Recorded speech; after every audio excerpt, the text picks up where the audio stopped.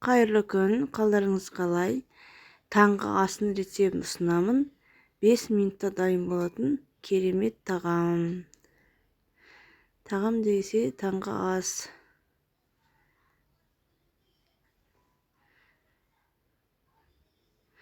Осылайынан пицца ретінде жасадым. Ешқандай қамырдың керек емес. Видеоны соңына шейін көріп, лайк басып, комментарий жаза кетіңіздер. Өте керемет.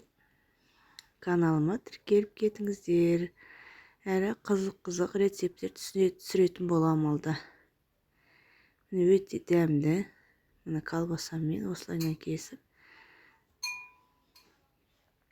Таңғы асқа балаларыңызға істесеңіздер болады. Табамызға майды жағып, қатты шылқылдатмай құйып керек емес. Осылайынан колбасаларымызды турап осылайынан салып аламыз. Осылайынан азып бір сеуіп аламыз.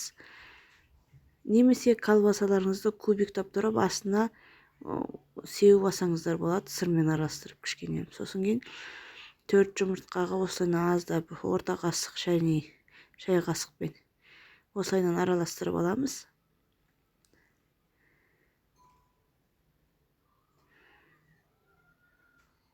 Содан кейін жаңағы колбасамыздың үстіне құямыз.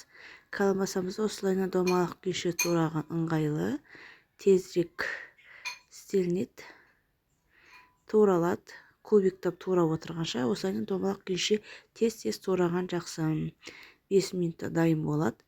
Мұны осылайынан пісірдік. Енді осылайынан аударып алдық. Бетіне сыр себеміз. Содан сырымыз еріп плавленый болғанша бетін жаба тұрамыз. 1 минут жетеді.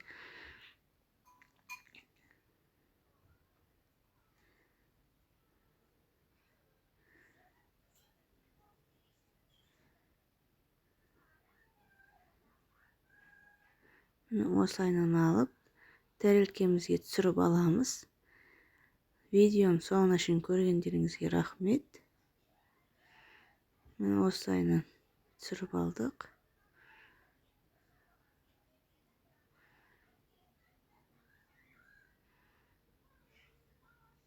Енді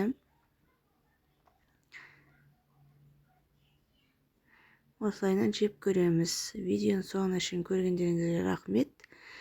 Каналыма тіркеле кетіңіздер. Қош сау болыңыздар, келесі рецепт түсіргенше.